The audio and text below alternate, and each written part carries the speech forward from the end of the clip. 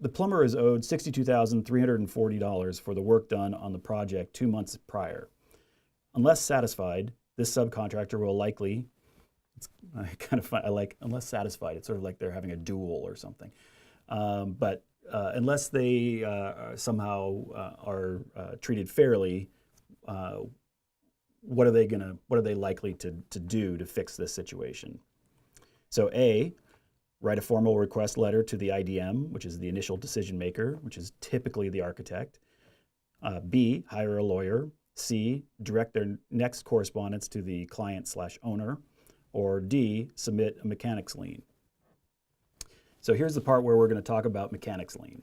And the answer is mechanics lien. So in this situation, the plumber is owed quite a lot of money and it's past due. Now, whether you do the mechanics lien in 2 months, like projects sometimes get a month or so behind.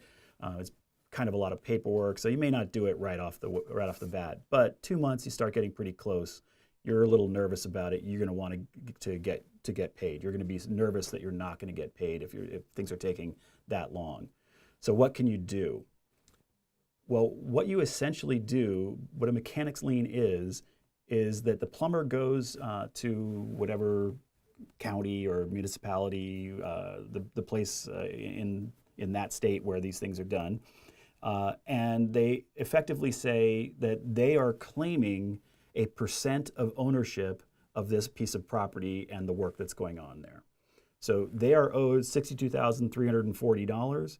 So if the whole site is worth $2 million, then they say, okay, we are claiming the percent that would be 62,000 over $2 million.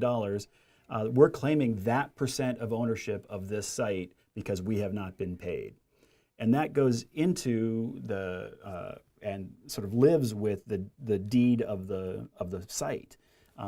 So if anything is going to happen, like any bank transfer is going to happen, any change from one bank loan to another, if somebody's going to sell something, those all go through that point of juncture at the municipality.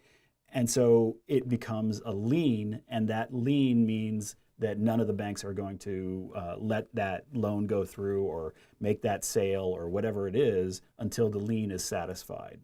So the mechanics lien, and I don't really know why it's called a mechanics lien. It's always kind of been funny to me. But the mechanics lien, the concept there is this is a way for the small guy to be able to make sure that they are actually getting a chance, that it can't just be pushed around by the heavyweights. So the big GC or the big owner that's got lots of money and they're not paying the small guys because they want to mess around with their money and pay them as late as they can.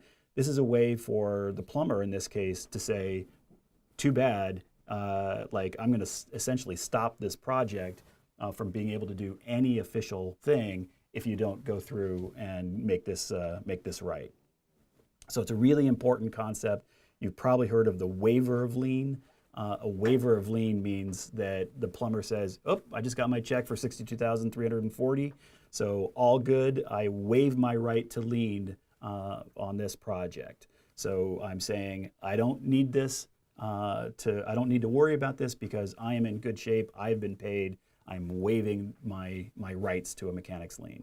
But anybody who does work on a project, could be the architect, could be a subcontractor, could be any number of other people, they always have a right to put a lien on a project.